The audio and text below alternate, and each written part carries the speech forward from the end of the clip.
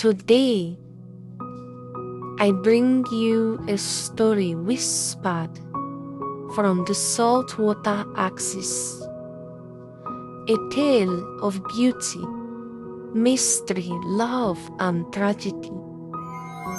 This is the story of Purity and Indoba. Purity was no ordinary woman. She came from a small village, yet her name traveled far and wide. Hardworking, talented, and breathtakingly beautiful, she was admired and envied by all. They say her voice could calm storms. Her dance, the sacred Iworoko, moved like the flowing tide. Some even whispered she carried the spirits of the waters, for blessings seemed to follow her everywhere. One fateful morning, as Purity went fishing, her daily hustle, a boat drifted towards her. Inside it was a man she had never seen before. He greeted her warmly. Their eyes locked, and from that moment, the river became more than a place for fishing. It became the beginning of a love story. His name was Indoba, a man no one could trace, a stranger with no past. Day after day, they met by the waters. Conversation turned to laughter. Laughter turned to love. Soon, Purity brought him home. The villagers wondered who this man was, but the answers never came. Still, the couple lived happily.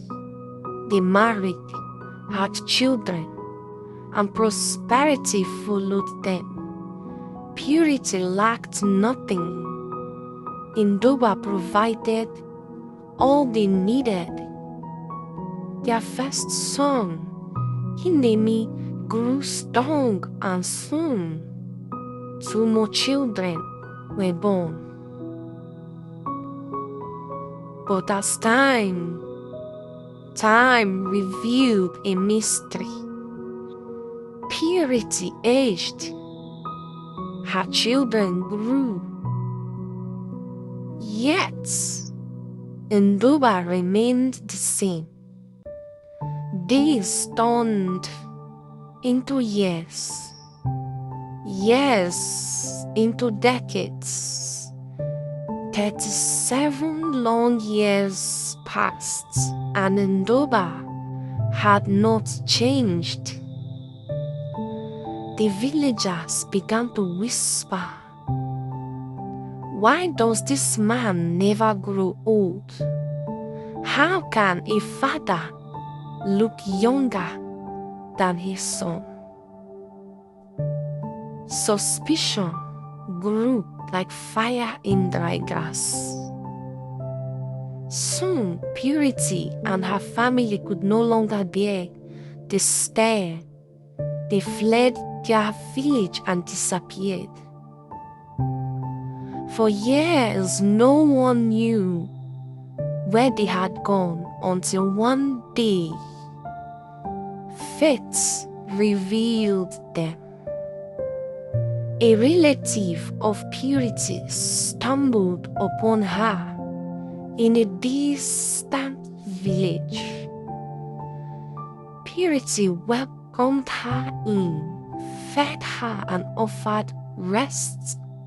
But then Indoba walked in, not as an old man, not even as a middle-aged man, but as a young man, looking no different than when Purity first met him.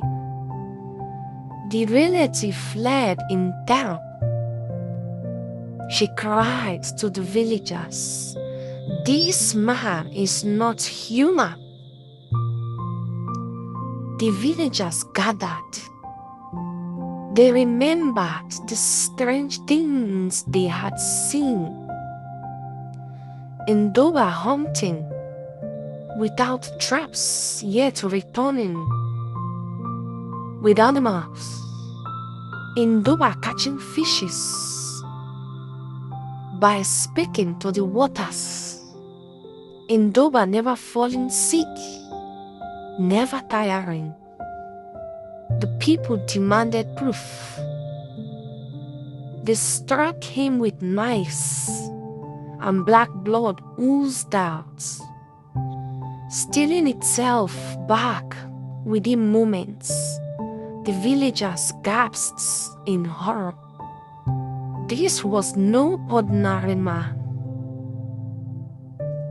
They turned to Purity, bound her hands, and demanded the truth.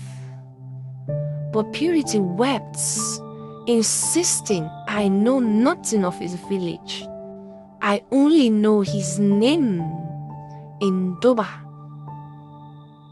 The elders consulted their knowledge. There was no village by that name. To them, the answer was clear.